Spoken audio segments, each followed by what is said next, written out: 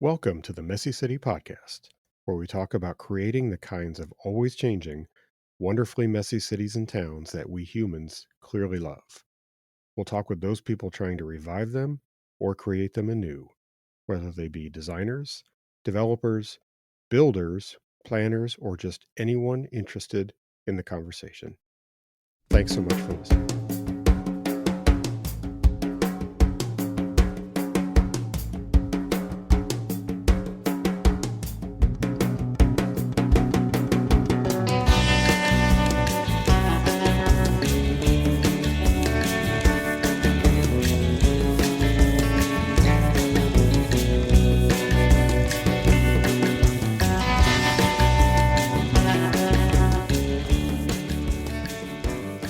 Welcome back to the Messy City Podcast. One of the joys that I've had in being involved with the New Urbanism Movement and the Congress for New Urbanism for many, many years is you get to meet and know people who take a lot of issues that we talk about and care about and completely reframe them and make them much more interesting and accessible and understandable, I think, to a larger audience. And there's been a number of people who've done that, or I've seen that happen in the course of my career. And one of those is joining me here today, live from Asheville, North Carolina, Joe Minicozzi. Joe, how's it going, man? Great. Thanks for having me.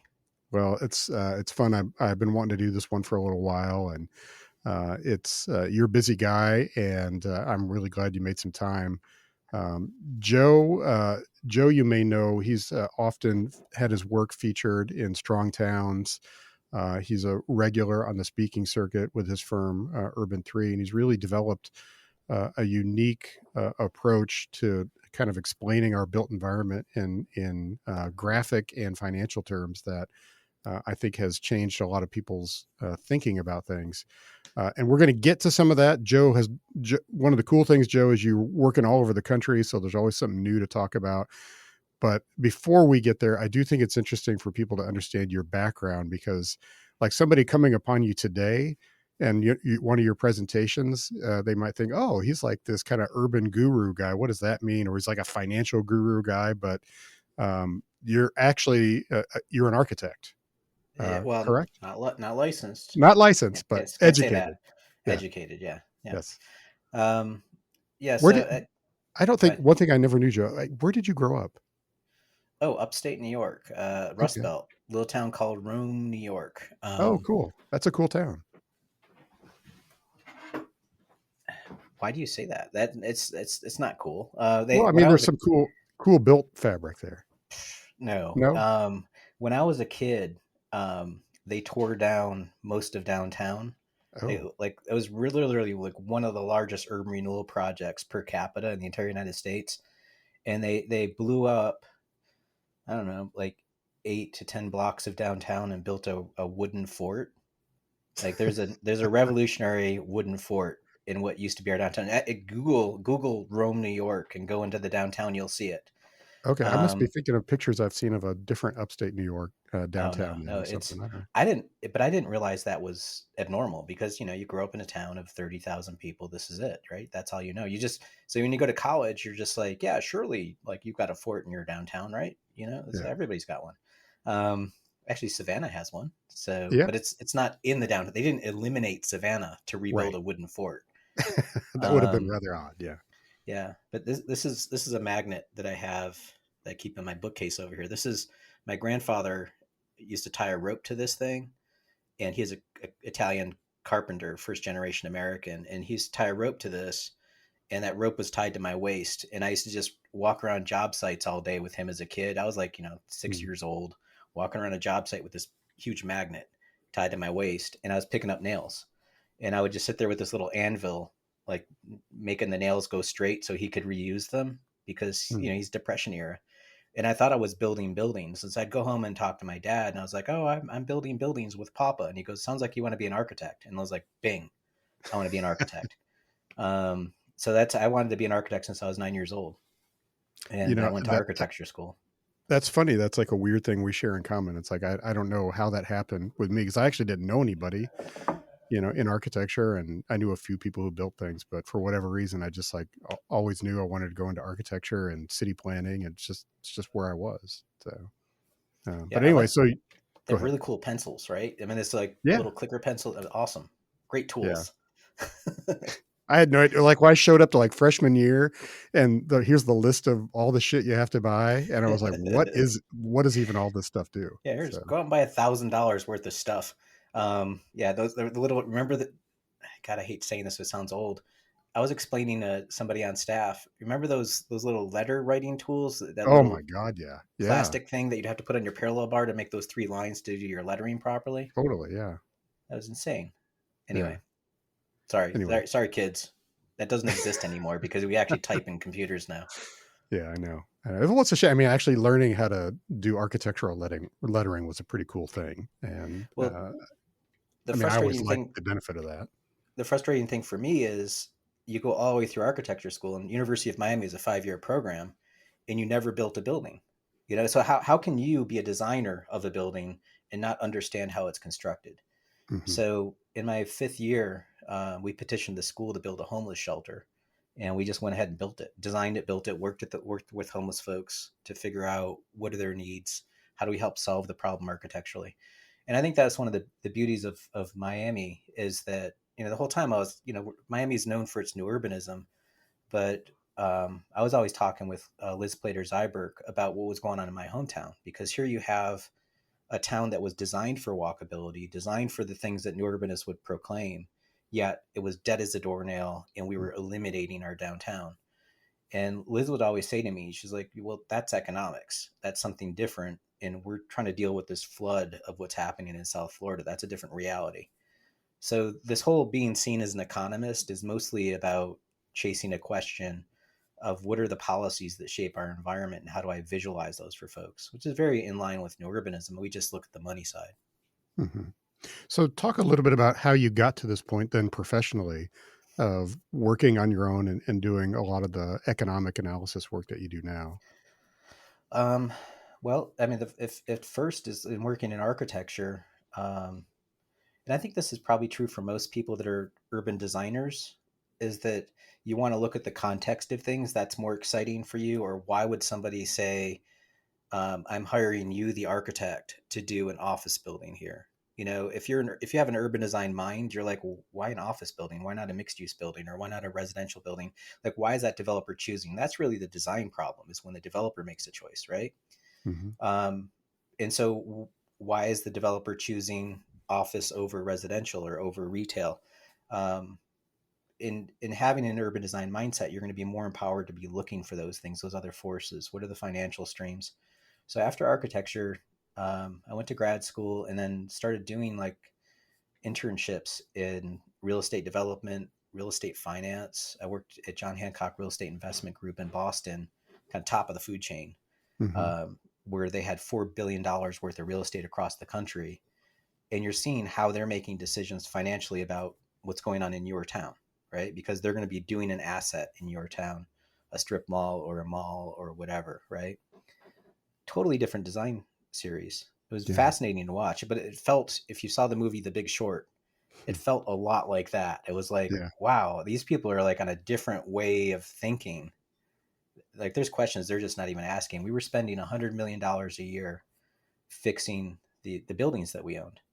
Now, when you're making 15 bucks an hour, like that's a lot of money, right? And so you'd sit there trained as an architect, you'd sit there with these asset managers, and I would literally show them pictures of buildings that we owned, a building that we owned in Topeka and a building that we owned in Tacoma. And there are two office buildings that we owned. And I would ask the finance officers, I'm like, what's the difference between these two buildings? And they would start going through all of this gibberish of numbers and cash flows, cap rates, NOI, all of that stuff. And I'm like, no, no, no, look at the pictures. And like, what are you talking about? I'm like, it's the same damn building. We own the same building, the same office park building in Topeka and Tacoma. And they fall apart differently based on the ecosystem. And this was like mind blowing to them. And it's just like, wow, they don't even understand what this, it's just a cash flow model for them. It's not a building, Yeah, right? yeah. As an architect, you're going to like the windows fall apart differently. It's going to be based on the heat load of the air conditioner, all that stuff. But it's kind of mind blowing that this is the cash flow, the invisible sine curve that's moving, buy low, sell high. that's moving through the system, and we're not even talking about it. And So I it's always, remember. Yeah, go ahead. yeah, go ahead. Well, it's I always was made going to me say, curious and got into real estate development. And then during the recession is when I started Urban 3, trying to help cities understand that they're prey to these sine curves. yeah, I remember you used to tell a story about working at John Hancock, and I think this is just instructive for people to understand the world of like big development, big finance. Was I think you had a story about they had X million dollars that they had to place within like 48 hours or something like that. Yeah. What was that? Um, it was a it was called a capital call, where the CEO of the real estate arm came in and said, we need to get, I think it was like $120 million into the ground in the next quarter.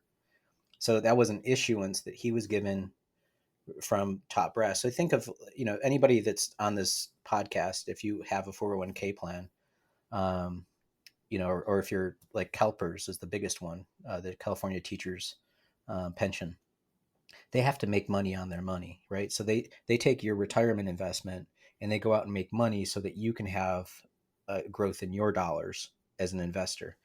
So if you want to see your 401k plan grow, well, somebody's got to make that money grow. So they're going around. In case of John Hancock, that's an insurance company. So somebody buys John Hancock life insurance, they want a return when they die on their money. So, what they do at the top level of John Hancock, they're putting some money into bonds, some money into stocks, some money into real estate. So ours was the real estate arm. And whatever decision was made at the top, money came into the real estate world and was like, okay, that needs to get into the ground as fast as possible.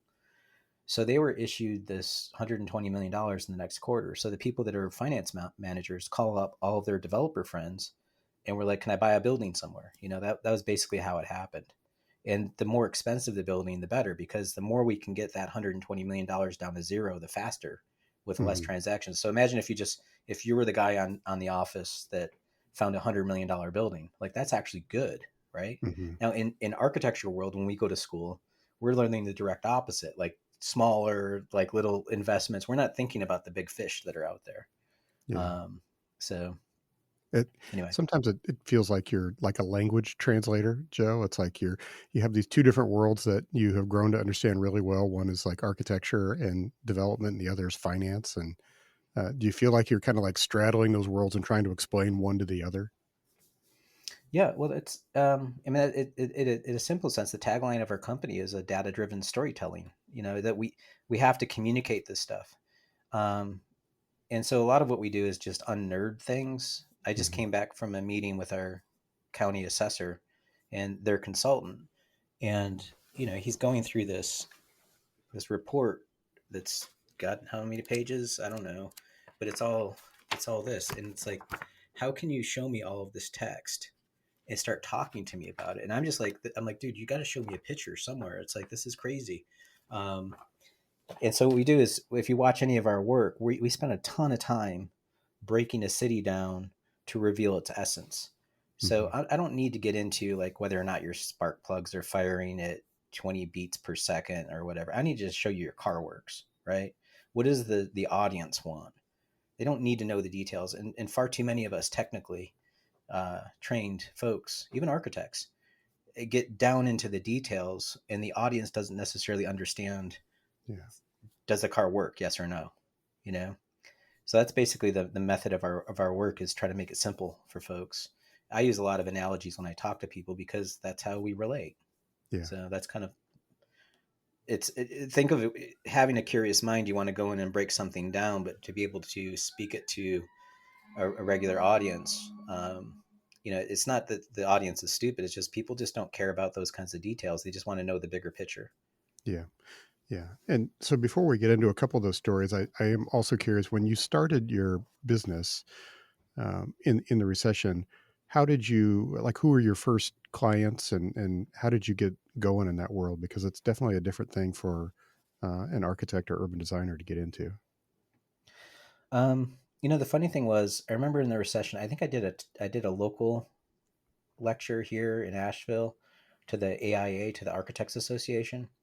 Hmm. Um, it's a recession. Yeah, you're not building buildings, so as an architect, you're out of work. But what's crazy about the architectural education, it's really an amazing um, uh, an amazing education in creative thinking, but also critical thinking, right?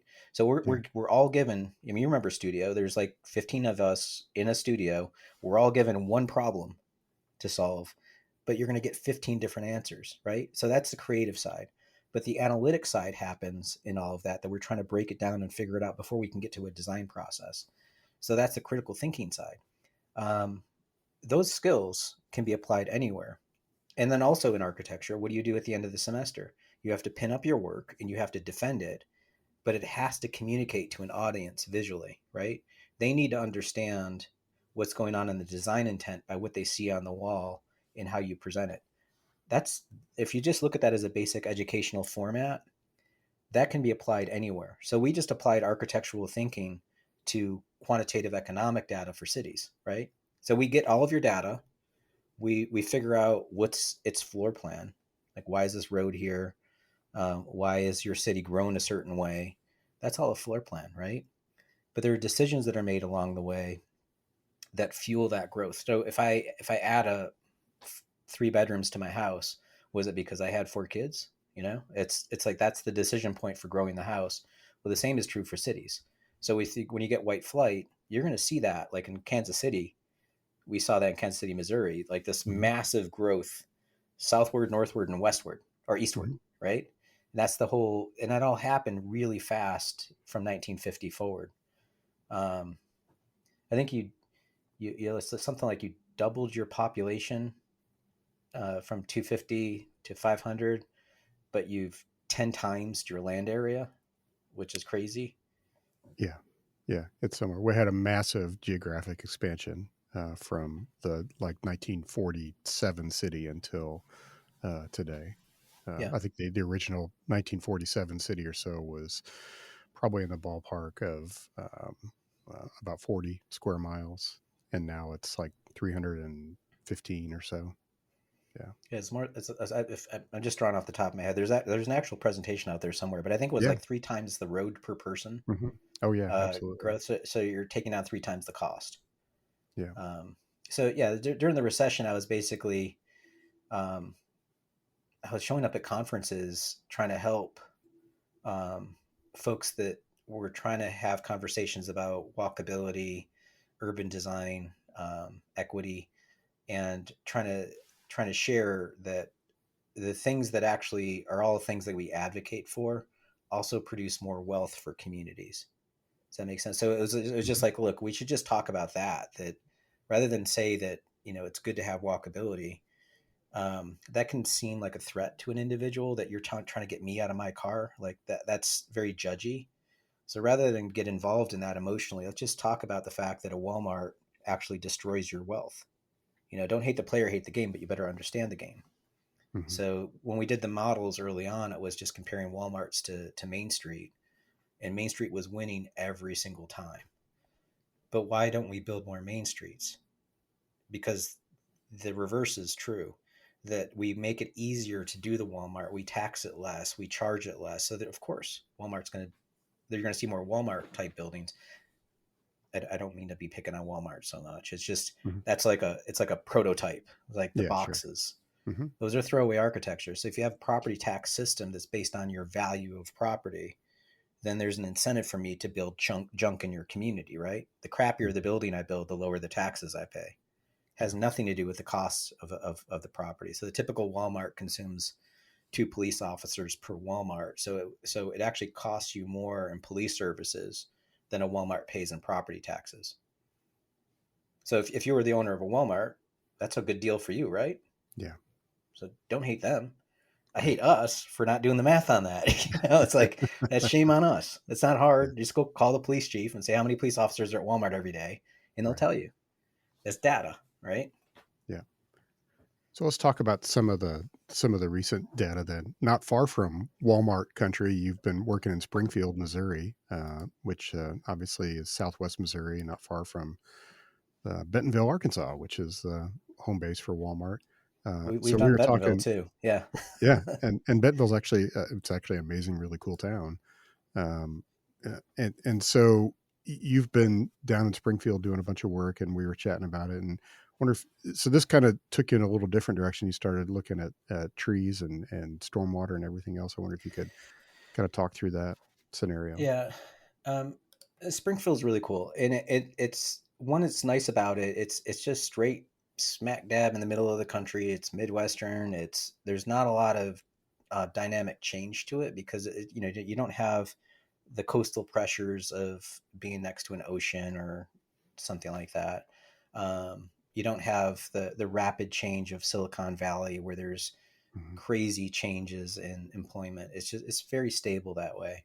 Um, and so in that stability, it's sort of a nice control subject of what's going on here. It's not at the edge of some blast zone of some mhm, other city, So think of like Rancho Cucamonga, California, which is outside the blast zone of Los Angeles. So whatever happens in Los Angeles is going to spread into the suburb cities that are around it. So anyway, putting that aside, there's also this business person there. His name is Jack Stack, who wrote this game mhm, called The Great Game of Business. Awesome book about business transparency. So the quote that I like of his is, no, I'm reading it right here. It says, "A business should be run like an aquarium where everybody can see what's going on, what's going in, what's moving around, and what's coming out." So his theory of business is that everybody inside the company should know the balance sheet. They should know the P&L. That it's not him as the business owner is has a that he has a gold mine of money in the basement. That everybody on staff should understand they've got to pay rent, they've got to pay insurance, all this stuff has costs. Well, our attitude is the same with cities. We should make the city economics so transparent that everybody understands the land use, the economic consequences of land use decisions. Don't tell me that people just want to live out in suburbia. Of course, if you're subsidizing them, why wouldn't you want to live in suburbia? So they hired us to do that modeling. Missouri's their city is run mostly off sales tax. I think it's mhm. 86% of their revenue comes from sales tax, 14% comes from property tax. Yeah, As far as geospatial uh, things we can put on a map. right. Um, so that's kind of like the majority of their cash flow. When we are doing when I did the presentation there, um, one of the things that we're doing the first side showing the revenue and we're getting feedback from the staff.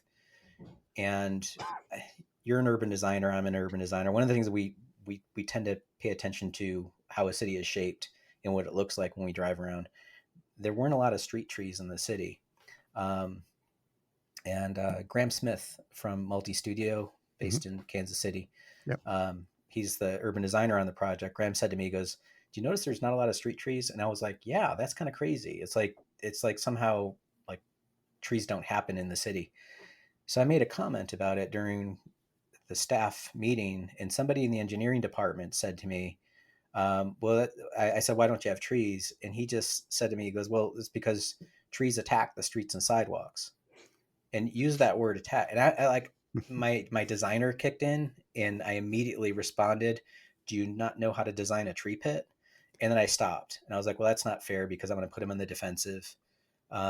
So this is somebody that's coming in with the mindset of maybe he came from uh, life safety or something, or the risk department inside city government. So he's only looking at it as a balance sheet item of one line item. Yes, a tree could screw up a sidewalk if you don't plant the proper tree Mhm. species and don't build a tree pit. I got it.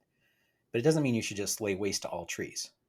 So just for fun, I came back to the office. I talked with Leah Hanringer, who's was on the project. And I was like, and Leah's interested in understanding climate effects. So I said, let's just look at the trees and what they could do financially for the city.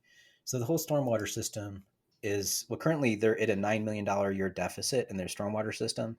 They should be spending 15 million a year. They're only spending 6 million a year. So let that wash over you. They're not investing enough in their system that they've built. So that's only going to cause an economic collapse at some point in the future. If I don't brush my teeth every day, it's going to be a problem. One of them is going to fall out, right? Mhm. So brushing my teeth every day is a maintenance issue. Same is true with any kind of infrastructure system. But to just go out and just totally replace the whole infrastructure system, if we just went out and built their stormwater system today, it'd be $600 million, $661 million worth of investment. So we considered the tree as a pipe and just said, what do trees do? And we actually made a cartoon of two sponges on a stick, because there's a sponge in the air called leaves that suck water when the water hits it, keeps it from hitting the ground. And there's a root system that absorbs water from the ground. All of that keeps it out of the stormwater system. So a tree is essentially a pipe replacement, just to be crude about it, right? Yeah. Um, the average tree in Springfield, Missouri, and again, you don't have to be exact. Let's just get in the ballpark. It's like 770 gallons of water per tree gets sucked out of the air, and 1,500 gallons a year gets sucked out of the ground by the root system. So we can do the math on that, and we kind of did an estimate based on the trees that they currently have in their city. Um, Scaling that up, you're talking $600,000 of savings in the air and $1.6 million savings in the ground. So that's $2.2 million a year that you're not paying in your stormwater system because of these trees. Here's an idea: buy more trees. That sounds like a real rocket science idea. But I know, hey, Joe, trees cost money. Then we're going to have to maintain them. We're going to have to make sure that we've got to get out and fix a sidewalk every once in a while because we did something wrong. Okay, well, we can do numbers on that. So we ran the math on it. The average benefit from the tree as a pipe, if you will, is about $115 a tree. The cost is 75 bucks. So y'all take out your calculators at home, subtract $75 from 115. That means it's net positive 40 bucks a tree. So we just, just as a rough estimate, if you just go out and plant 10,000 trees, you're going to be net positive $400,000 a year. You can essentially you've used the tree to manufacture money to buy 4 police officers. Hmm. That's cool. So it's just, don't just take it and look at that one side and just like, yeah, it's complicated to fix a sidewalk. What are the downstream effects of this? Now, to kind of scale this up, remember I said $600 million system. Um, Eugene, Oregon, we just happen to have the data. So Springfield's 170,000 people. Eugene, Oregon's 175, so it's got 5,000 more people in it. The stormwater system in Eugene, which actually has more rain in Eugene than in Missouri, Hmm. their stormwater system costs $400 million versus Springfield is 600 and and $20 million. So basically, another way of putting this, Eugene, Oregon saved $180 million in their stormwater system, and it comes down to the fact that they're a lot smaller. The city shape is more compact. So by doing compact design, you can actually save $180 million. Does that make sense? It's 35 square Yeah. miles for Eugene. It's 83 square miles for Springfield. And to put it in Or context, I would imagine Eugene is still largely a city of like single family homes. yeah, It's yeah. just It's not again, it's not European. Yeah. exactly. It's just a different layout for the city itself and how everything is configured on the ground. Well, and our attitude is like, look, these are your choices. I live here in Asheville, so if you want to stretch out, fine. If you're a Midwestern city and you're like, hey, Joe, this is the Midwest, you don't understand. We got lots of land here. We're going to stretch out. It's like, well, cool. Yeah, do it. But just make sure that you understand the cost of that stretching out, and make sure that you let your decision makers know that people want to have a 1 acre yard. Awesome. But it's going to cost us $180 million more in a stormwater system. Is that the best choice for that public investment, that $180 million? Or could you have, like, I don't know, sent every child on a walkabout sabbatical around the world with that investment? Like, there's lots of choices you could do with $180 million. Let's Yeah. just be honest about it. Yeah. Yeah. No doubt. Not to mention, like one of the least of which could just be like lower taxes if that's your thing. Um, so Well, you know, or you could have invested that $180 million in more trees, yeah. and you would have had $50 million of new revenue in your system on an annual basis, which is more than the ARPA funding that you got. ARPA Right. was just a one year deal. Yep. Like, you could actually manufacture more money than the federal government gave you. Yeah. I mean, come And on now, let's just talk about it. And I think the interesting thing is you're not even really getting into what some people might think of as like the frou-frou design benefits of trees versus not trees, Oh I guess. yeah, And not so makes it a more pleasant aesthetic place to quality. walk The or yeah, Yeah, it reduces the heat island effect, reduces yeah, your air conditioning bills because you're not dealing with the outward effect of radiation. I mean, there's lots of things. yeah. CO2. I mean, we didn't get into any of that. We're just like, a tree as a pipe replacement. Just Hmm. start there. But yeah, if you did do those numbers, if you read, I don't know if you see on the bookcase up here, Happy City, Hmm. and they get in the quantitative sociological effects that are actually financial as well, because Canadians measure that stuff. We don't in America because we don't pay for health systems at the government level. So when the Hmm. government actually does pay for the health system, they kind of want to know what the costs are. Hmm. So, Charles Montgomery used all of that math in there to explain the financial consequences. I think the book is sort of a mislabeled. Um, I think it's more of an economic book than what the name connotes. Hmm. So, at the stage you are now with Springfield, how have you presented all this information to them and had that out in the world? Yeah. Yeah. Well, one of the biases was that they wanted to continue to annex more land, and the first question I asked, which was why, and they said, well, people live out there, and there's some higher wealth houses that are out there, therefore we're going to get higher taxes. And the reality of it is, and this back to the original analyses that we did, which is the value per acre analyses. One of the biases people have with math is when they see like the Walmart's worth $20 million, Hmm. they get really excited about it, especially compared to a building that we rehabbed on Main Street here in Asheville that's $11 million. So Walmart's twice the value, right? But that Walmart took 34 acres of our city versus our building on 0.5 acres. And it's a habit that humans have where they just immediately go to the big number without understanding the efficiency. Well, the same is true with suburbia. It's like, okay, yeah, they're experiencing wealth flight out of Springfield, where people are just outside the city limits, out in the county, in their high end neighborhoods. Um, but when we do our tax model, you can see that they're actually not that productive. That's the first thing. Back to how I said Springfield gets its money; they get their money off sales taxes. So why would you want to chase Yeah. residential? Right.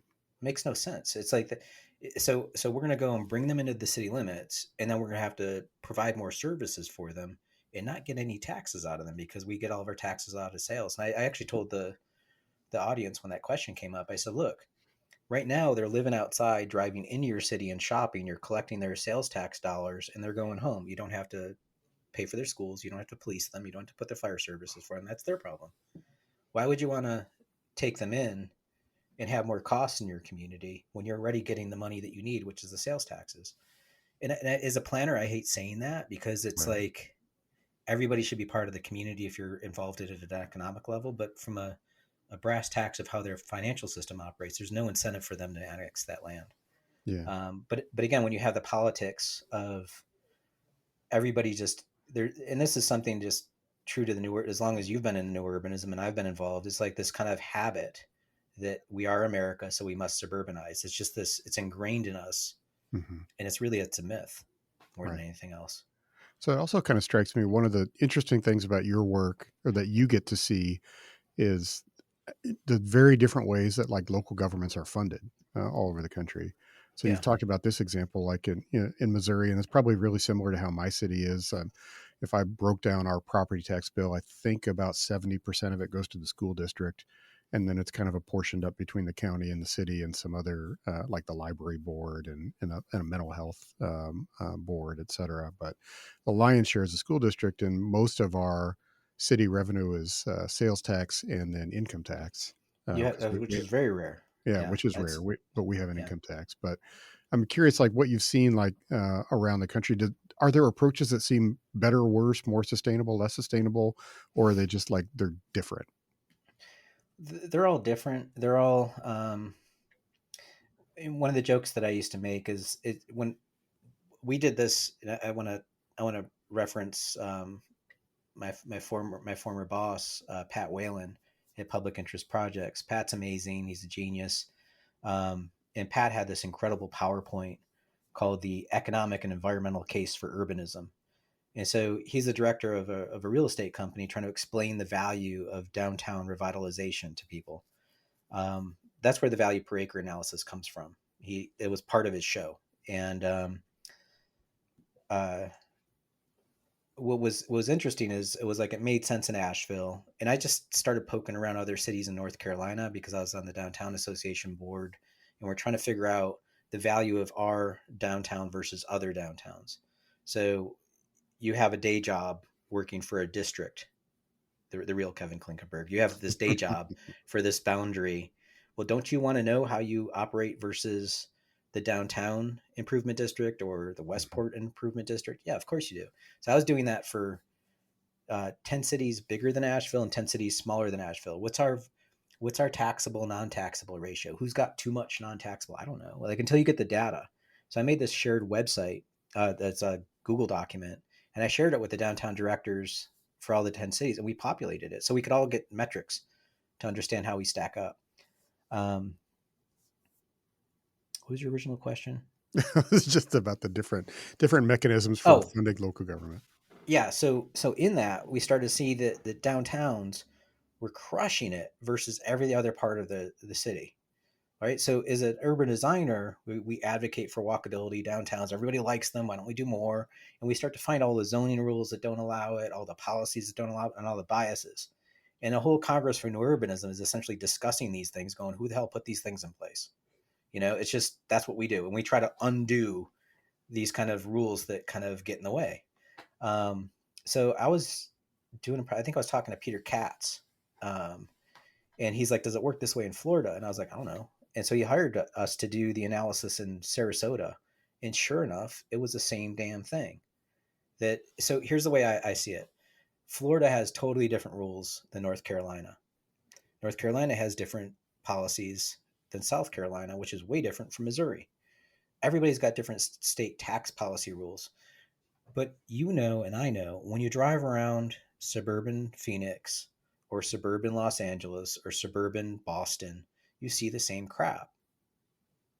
To the radio audience, that's an architectural terminology, but it's like you see the same junk everywhere, right? And I told Peter, I said, what's hilarious to me? We all have different math, but it yields the same results. So Mm. in North Carolina, it's 2 plus 2 equals 4. In South Carolina, it's 3 plus 1 equals 4. In Florida, it's 1 plus 3 equals 4. In California, it's 22 times 16 divided by the square root of 47 equals 4. It's like we can make it complex, but at the end of the day, that's all we have to do is use our eyes and go around suburbia and say, why is this happening? And you're going to see the same exact economic results in the landscape that's baked into the policy to reward it happening. So sort of shame on us for, I don't have a math degree. I'm trained as an artist like you. I draw pictures. Mhm. But I'm going to go look at those policies and read them. Sometimes it gives you an aneurysm when you read some of these policies. But I Yeah. think that's the beauty of the kind of the world that you and I operate in, is we're not afraid of that stuff. We're like, we'll get involved in transportation policy. It's like, let's go read the ITE manual. It's like, Yeah.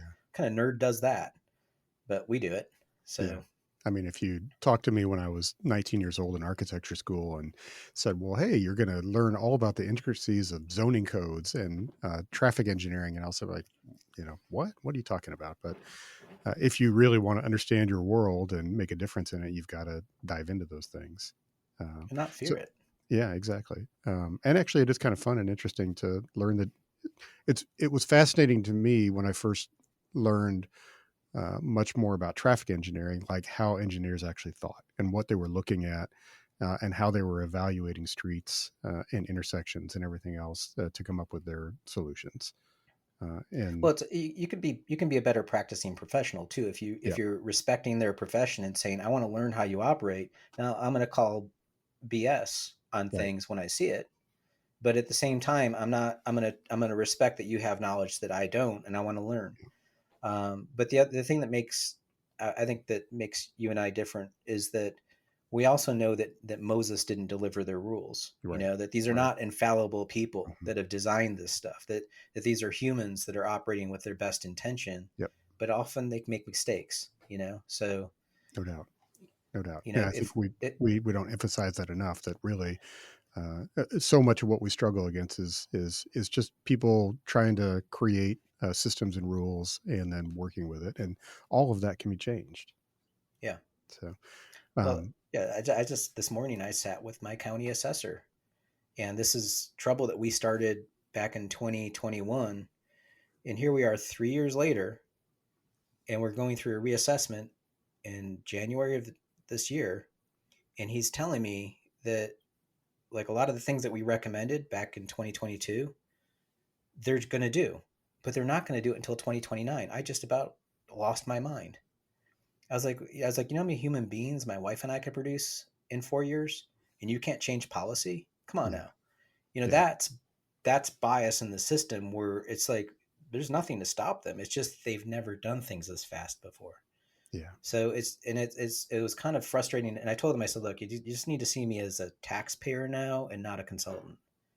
That I live here. My staff suffers with housing. Everybody I know suffers with housing in this community because we're a hot market right now. And it's not fair that because you're going to be uncomfortable changing the way that you behave, there's no law that says you can't do this. This is just about your practice, you Hmm. know? And we see this, you've seen this with your career with city planners. You know, it's like, well, we just haven't done it that way before. It's like, well, change. Yeah. Yeah. It's not hard. The It's world's not like going to stop. Yeah. it's not the end of the world. It's And guess what? Guess what? You're going to make a mistake again. Yeah, it's going exactly. to happen. Yeah. It's like we're I humans. know. So, There's a real struggle a lot of times to just get people to take a risk to try something and try and fail. And if you fail, it's not the end of the world. So what has been? they won't assess Airbnbs as Oh, commercial product. oh I'm yeah, like, dude, we've got 4,000 of them in my city. I've got people from Florida cash flowing houses up here, and yeah, they're paying them off in 4 years. yeah, And my staff can't do that. I can't do that. Like, what the hell? yeah. And so, why are you choosing to value them as houses and not commercial product? And the state charges an occupancy tax on top of them, right? Mhm. So the state knows that they're hotel rooms because they're paying an occupancy tax, much like a hotel room would. So why are you choosing to value it differently and not value it on its cap rate? Yeah, And I'm serious. Like, I know that I'm kind of like beating this drum about here in Asheville. Nationwide, yeah. this is a problem. No And doubt. the assessors are like, well, you know, it takes a while to kind of work this out. I'm like, no, Airbnbs have been around since 2015. For fuck's sake. It's like, Yeah, sorry. It's like, it shouldn't take 10 years to yeah, realize how it affected the marketplace. Like, you just sound stupid at that point. Oh, yeah. we No, don't understand. it was crazy. It was such a big issue, as you might imagine, in Savannah, which I think for a time, Savannah was like the number one city in the world for Airbnb. Well, But at it least in Georgia, you have a separation between a occupant and a mhm, non-occupant. We don't have that in North yeah, Carolina. We're all treated the same, which is mm, insane. So in Georgia, if you own a house in Savannah, but you live in Kansas City, you're taxed at a higher rate than somebody that lives in Savannah in a Savannah house. right. Right? Owner occupied is totally different than non-owner occupied. In North Carolina, we don't even have that protection, so it's Mm, even worse for us. interesting. So it's maddening. So anyway, So anybody that's on this podcast that lives in a tourist town, like, this is one of the things that should be the top of your agenda to talk about. It's like, yeah, I'm not saying don't do it. You know, we're a tourist town. Our baseball team is called the Asheville Tourists. Got it. Been the Asheville Tourists since the 1920s. This is our yeah. economy. But don't tax them less. It's like Understand what crazy. they are, tax them, have Yeah. some policy that makes sense. It's a Uh, commodity, right? What does that yeah, do to housing prices? yeah, no doubt.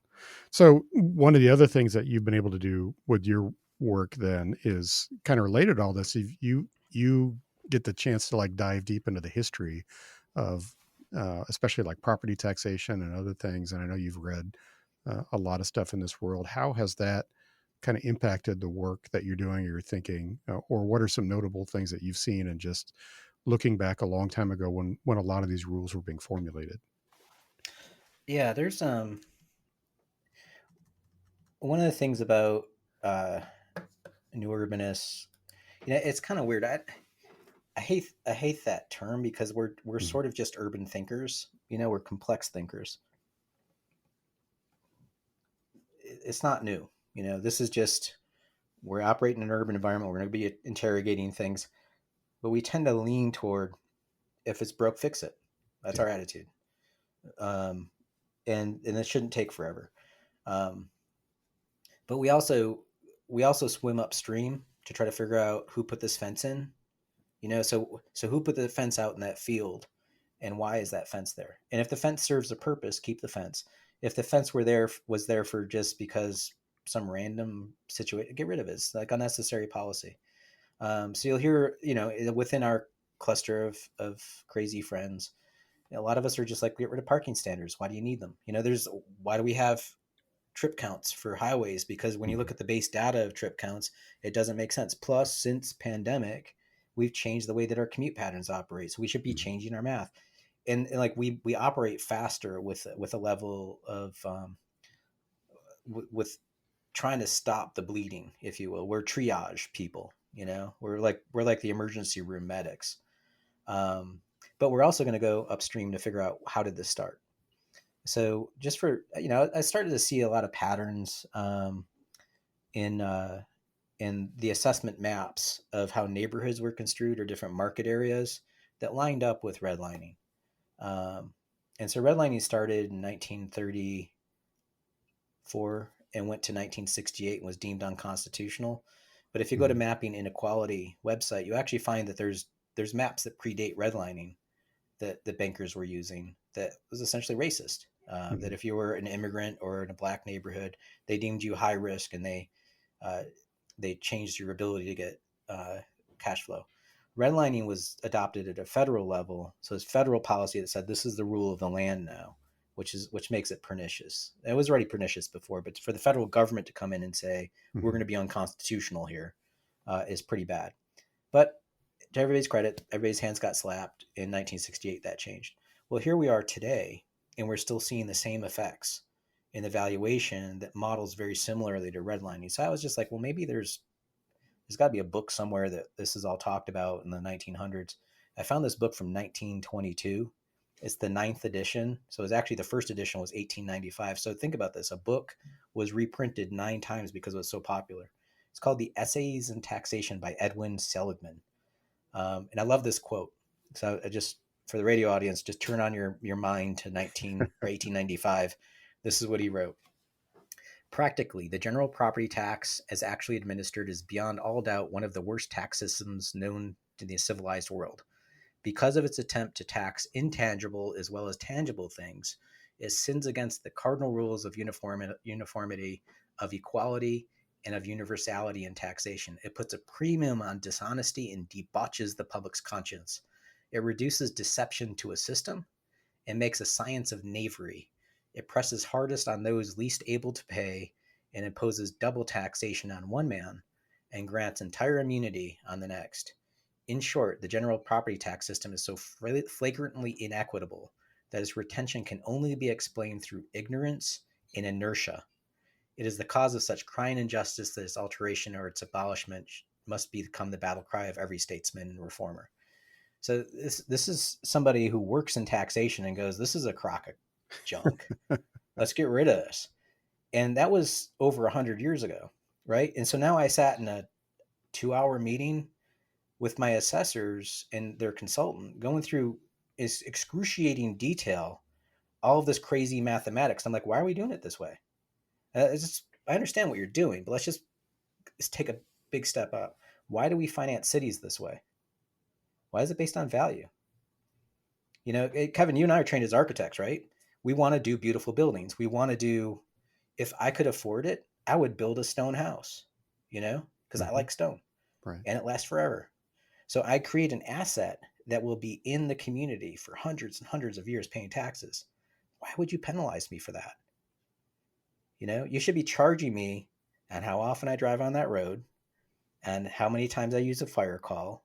Like, just charge me for the services you provide rather than some arbitrary, hey, you built a stone house, therefore you pay more taxes. You could be right next door to me in a tin shack and have actually more income than me and be taxed less because you have a tin shack and I've got a stone house. I could be like making $50,000 a year and you're making 200.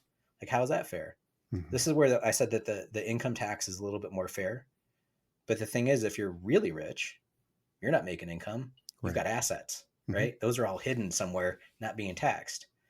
So there's no perfect systems. That's why we advocate, and you see in our models, those red black models where you have black is producing wealth, net positive, red is net subsidy. And we did that for Springfield. 80% of the city is subsidized. So just show that to the citizens and just be like, this is how we're subsidizing. Is this the best choice? Yeah. But you should charge me for it. So when you do If this, there's, go ahead. yeah, go ahead. I was gonna say No, when no. you do that kind of historic research, does it? I mean, I have to ask the Georgist question. Does that? Um, how do you think about that relative to the Henry George critique, the land value tax approach versus the standard property tax that we do most places? I mean, I think that that aligns with Henry George. This statement, it aligns with how I feel as a as a taxpayer, and also as somebody that practices in this world. Um, the more we get into this, and with assessors, I have all the respect in the world for what they do because we do all of our work on their data. So I'm very thankful for them as a profession. Um, but I also see that they're trapped in a construction of their own making, the same way that traffic engineers are. Mm-hmm. And for anybody that's on this podcast that's read Confessions of a Recovering Engineer by Chuck Marohn, I mean, he nails it. That Mm-hmm. same ethos in that book is the same ethos I see with the zoning people that are all just about zoning. This is the way the zoning is, as if some omnipotent force gave them the zoning, you know? And then there's the same as I see this with the assessors, where I always ask them, I'm like, why is that the standard? Where did this come from? Like today, when this one assessor was telling me that that legally they can't assess Airbnbs as commercial. So I immediately asked her, I'm like, can you show me the law that says that? And she just went blank. And I was like, you just told me that there was a law that said this. So tell me the law. And they don't. This is their bias. This is their practice. This is their fear. They're afraid to stir up the people that are out there with Airbnbs. I'm like, that's not what the law says. So you're making a choice not to do that. There's so much um, uh, discretion that people don't talk about. You see this when you talk to old school planners that are just like, well, the trip counts and the parking requirement. Like, their bias kind of Mm-hmm. comes in. Yeah. They won't call it a bias. Yeah. Yeah. And I think we've often talked about that, and I think Jeff Speck kind of famously wrote about that. You know, you can manipulate a traffic study to say whatever you want it to say, and it's really just about the choices that you're making of what you want to do or what you want the outcome to be. Yeah, we did a land analysis. So back to Henry George, Yeah. we did a land value analysis where we just turn off all the buildings and just look at the land value per acre. This was in Cheyenne, Wyoming, and the larger parcels in the commercial strip area were half the value of the out parcels across the street. Hmm. And I asked, I'm like, why does land magically lose half its value when you cross the street? Same zoning category. And the tax assessor told me with all confidence, she goes, well, the cheaper one is bigger. The more land you have, the lower the value. And it's like, what economic rule is that true? And she goes, well, there's less people that can afford large tracts of land, so therefore we have to give a discount because there's less people in the marketplace. And I was like, well, that's kind of true. But does that work this way with other limited commodities like diamonds? If I get a bigger diamond, is it cheaper? Surely Yeah. there's less people that can afford a bigger diamond. And everybody in the room was laughing, but she was just totally confused by that. Yeah. Um, and the weird thing is that I don't have an economics degree. I've actually never taken an economics course. So I just asked a question because I'm curious about this stuff. Yeah. So, Joe, you've also been working a little bit in Annapolis, Maryland, which is obviously a really, really different context than like Springfield, Missouri, one of the oldest cities in the country. I wonder if you want to talk a little bit about what you've been doing there and what you're seeing. Yeah, Annapolis is cool. We did a one of those red black models for them. Hmm. Um, and one of the things that we noticed was their annexation pattern was an interesting tell. It's kind of funny. I'm like, I've got a picture for that, but it's kind of hard to talk about a picture in this space. But Well, so I'll just eventually, this will be a YouTube thing too at some point, so yeah. we could do both.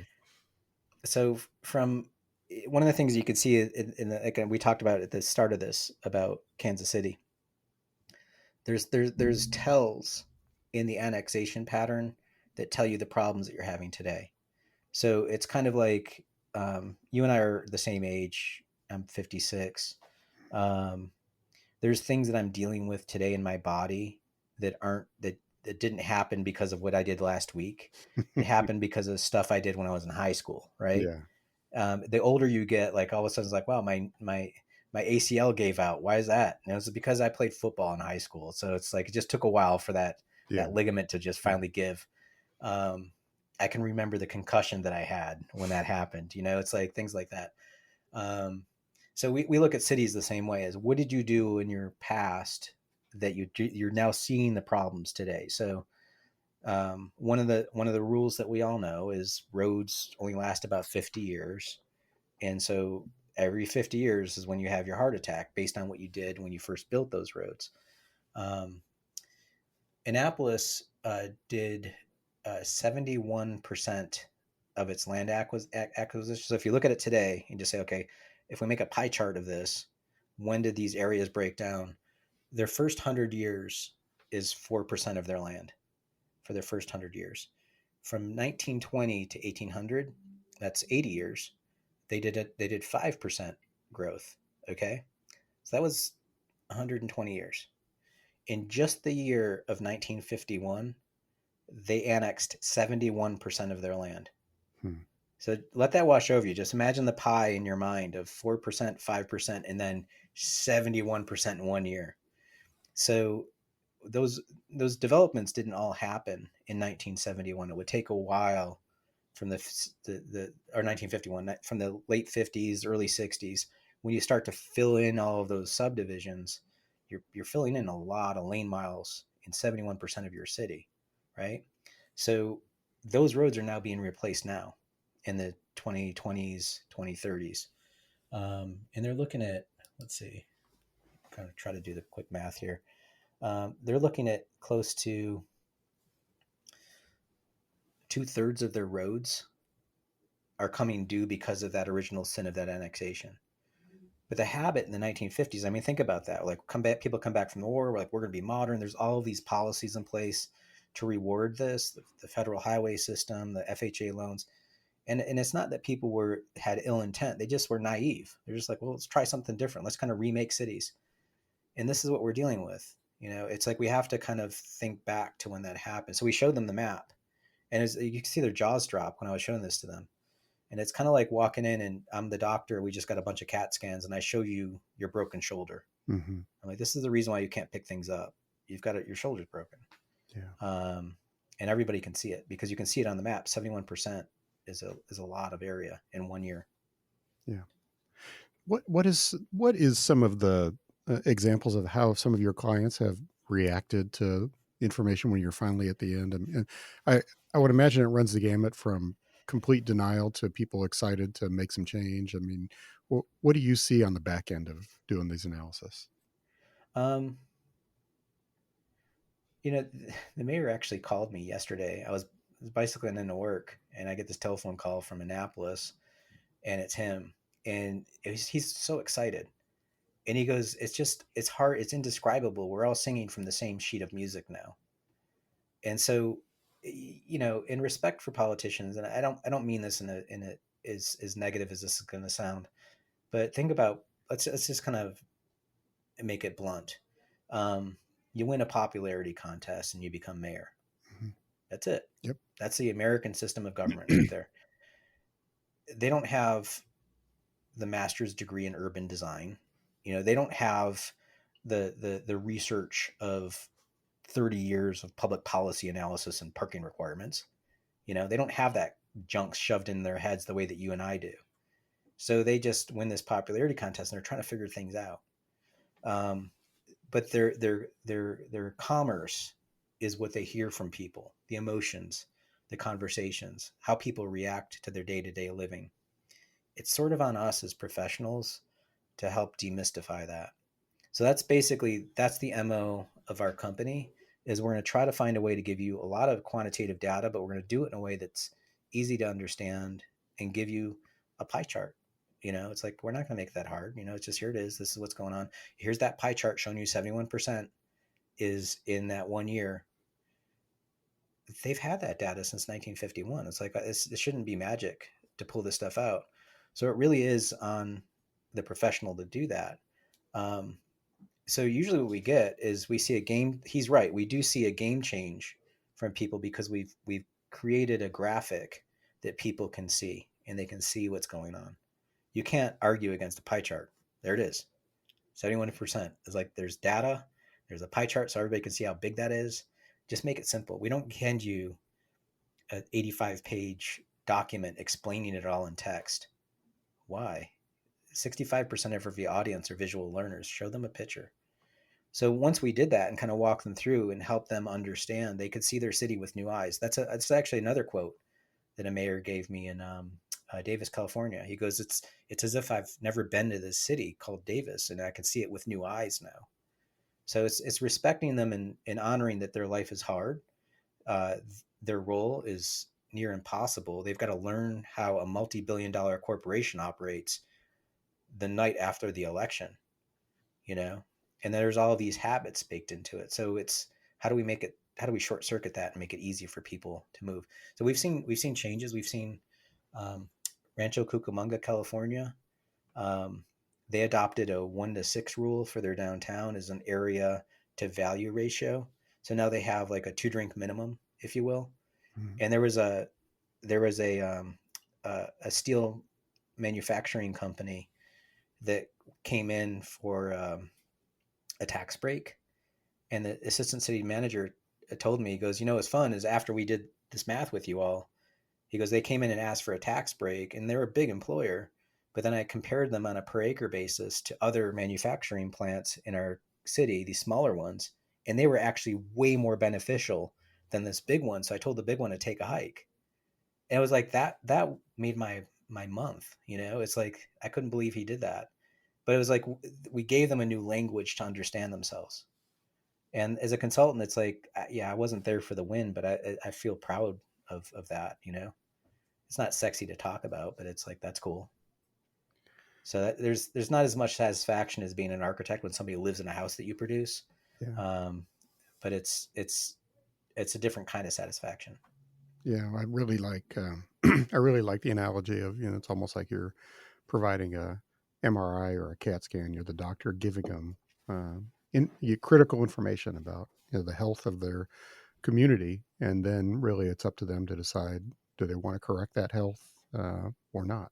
Well, So, it's also it's a value statement of our company too that we don't the doctor doesn't blame the patient, right. you know, and so if you're going in and you're a smoker, chronic smoker your entire life, the doctor knows you're an addict. But what can the doctor provide you to help you get past your addiction? So the doctor is going to show you an MRI of your lungs, and you're going to see the black spots all over the lungs. The doctor's going to be like, guess where that's coming from? And you'll say, well, it's my smoking. And they'll be like, yeah, you want to keep doing it? It's on you. I'm not going to be there to pull a cigarette out of your hand. Hmm. But I have to do what I can to give you information to be an educated consumer. So that's kind of our MO. Well, Joe, I think that's a great place to wrap. And if people are looking to find you and your company, what's the best place to go? Um, urban3.com. 3 is all spelled out. I mean, you can also there's plenty of videos online that you can Google through YouTube. Um, my favorite one is the one that Not Just Bikes did on our work. Not Just Bikes is just a great resource for Hmm. lots of information on city planning, and also Strong Towns covers a lot of our work, and also the Congress for New Urbanism. If anybody wants to come to a conference, the Congress for New Urbanism or the Strong Towns gatherings are great. Or if you want to go deep nerd, we're like at the Government Finance Officers Association conferences every year. Hmm. That's a whole lot of fun. Um, so yeah, we'll we'll see you around in public. And thank you for doing all of this. Yeah. So really appreciate it, Joe. I'm sure we'll do some more in the future, but this is a great introduction for anybody who doesn't know your work, and also for those who do. I really appreciate the deeper dive. So um, hang in there, keep doing what you're doing, and we'll talk again. Thanks. All right.